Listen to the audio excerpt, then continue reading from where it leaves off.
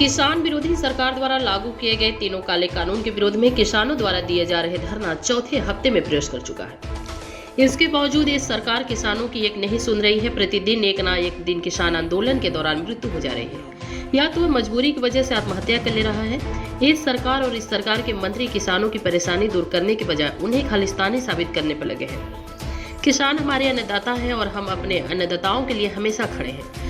आज अन्नदाताओं के समर्थन एवं सम्मान के लिए NSUI के जिलाध्यक्ष ऋषभ पांडे के नेतृत्व में कृषि मंत्री नरेंद्र सिंह तोमर का पुतला फूंकने का प्रयास किया गया। जहां इस दमनकारी सरकार द्वारा प्रशासन के बल पर उसे रोक दिया गया, वहीं जिलाध्यक्ष ऋषभ पांडे ने कहा कि ये सरकार शुरू से ही युवा एवं किसान विरोधी रही है।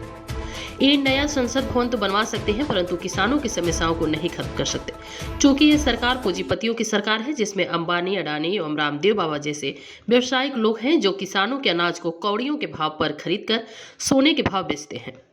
परंतु हम इस अन्याय को सहन नहीं करेंगे। जब तक ये सरकार लागू हुए तीनों कानून वापस नहीं लेती, हम आंदोलन करते रहेंगे। पुतला दहन करने वालों में मुख्य रूप से जिलाध्यक्ष NSUI ऋषभ पांडे, शशांक शेखर सिंह, अभय शक्ति सिंह, कुंवर यादव, प्रभु जिला उपाध्यक्ष अमन सिंह, जिला शिव भास्कर तिवारी, सत्यम रामेश्वर सिंह उपस्थित रहे।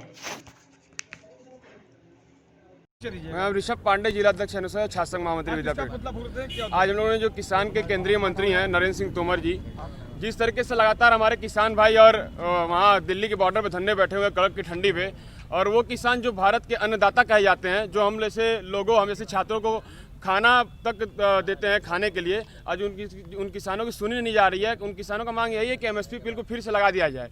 जिस तरीके से MSP पर अपना धान और राशन बेचते थे, उसी तरीके से फिर लागू कर दिया है। पर ना नरेंद्र सिंह तोमर जो किसान मंत्री और ना ही भाजपा सरकार उनकी बातों को सुन रही है। किसकी पुतला फूंकने जा रहे थे आप? आज हम लोगों ने किसान मंत्री नरेंद्र सिंह तोमर का पुतला फूंकने जा रहे थे। क्या हुआ? हम लोग पुतला लेके निकले, पर पुलिस के कुछ लोग आते हैं, हम लोग से झड़प कर लेते हैं और छीन लेते हैं। फिर हम लोग निकलने आगे भी बढ़ने की कोशिश की, पर लोग कहते हैं कि धारा 144 लगा हुआ, आप लोग आगे नहीं जा सकते हैं। तो जिस कल के ही दिन में तेलियाबाग पे भाजपा के लोग आते हैं, भीड़ इकट्ठा करते हैं, तो उन पर धारा 144 नहीं लगी, हम लोग छात्रों पर धारा 144 लग जा रही है। उत्तर प्रदेश के किसान जो है समर्थन कर रहे हैं बिल का।